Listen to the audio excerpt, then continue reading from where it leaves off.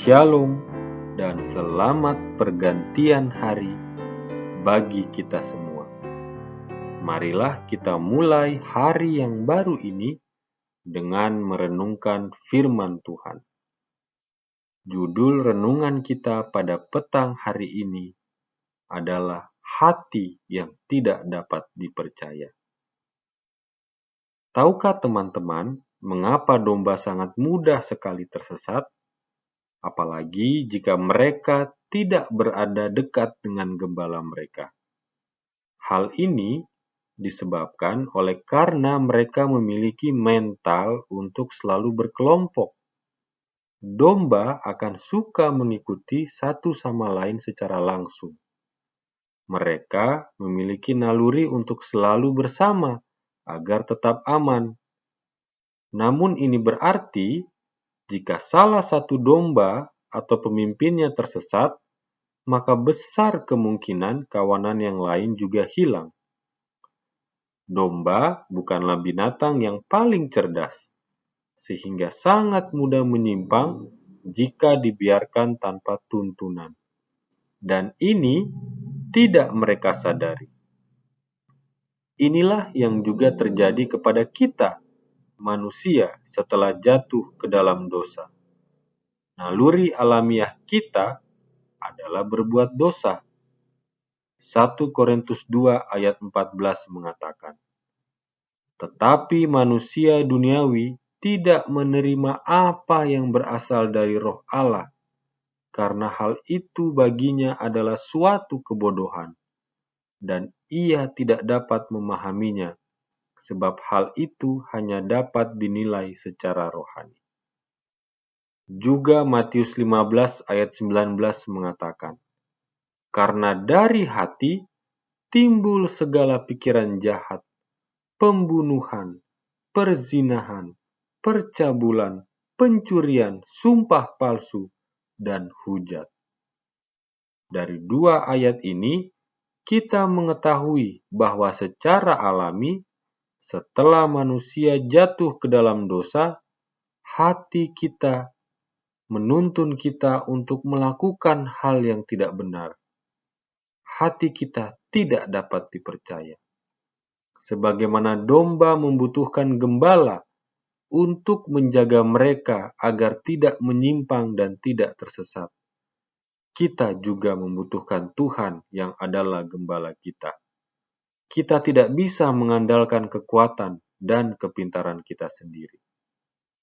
Ayat kita pada petang hari ini dalam Yesaya 53 ayat 6 mengatakan, "Kita sekalian sesat seperti domba, masing-masing kita mengambil jalannya sendiri, tetapi Tuhan telah menimpakan kepadanya kejahatan kita sekalian."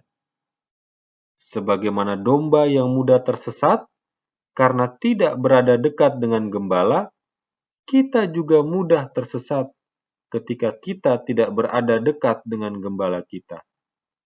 Apa yang terjadi ketika domba tersesat? Dia tidak bisa pulang, mungkin dia akan masuk ke semak belukar, atau jatuh ke jurang, dimangsa binatang buas, luka, kelaparan, dan haus. Namun Tuhan yang adalah gembala kita rela untuk menyelamatkan kita dan menanggung hasil kejahatan kita. Tuhan rela untuk mencari kita, masuk ke semak belukar, turun ke jurang, melawan binatang buas, hanya untuk menyelamatkan kita.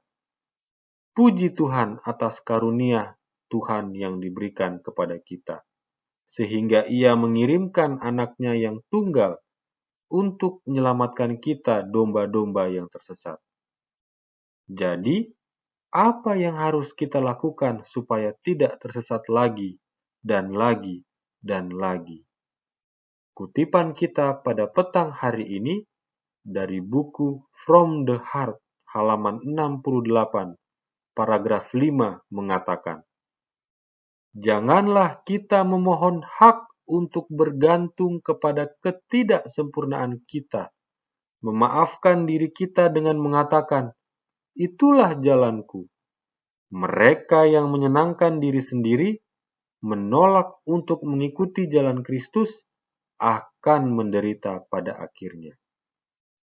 Jelas kutipan kita pada petang hari ini mengingatkan kita untuk tidak bersandar dan bergantung kepada ketidaksempurnaan kita. Jangan beralasan bahwa memang inilah sifat asli kita, mudah tersesat, mudah terjatuh, seperti inilah diri saya. Karena dengan melakukan hal tersebut, kita hanya akan membuat diri kita sendiri menderita. Seperti domba yang tersesat, tidak bisa pulang, tidak bisa makan, tidak bisa minum, jatuh ke jurang dan dimakan binatang buas. Tetapi, marilah kita tetap berada pada sisi Kristus Gembala kita, mengikuti jalannya, mengikuti tuntunannya setiap hari, setiap saat. Marilah kita dalam setiap aktivitas kita sepanjang hari selalu mengucapkan doa yang Daud ucapkan dalam Mazmur 25 ayat 4. Beritahukanlah jalan-jalanmu kepadaku, ya Tuhan, tunjukkanlah itu kepadaku. Demikianlah renungan kita pada petang hari ini.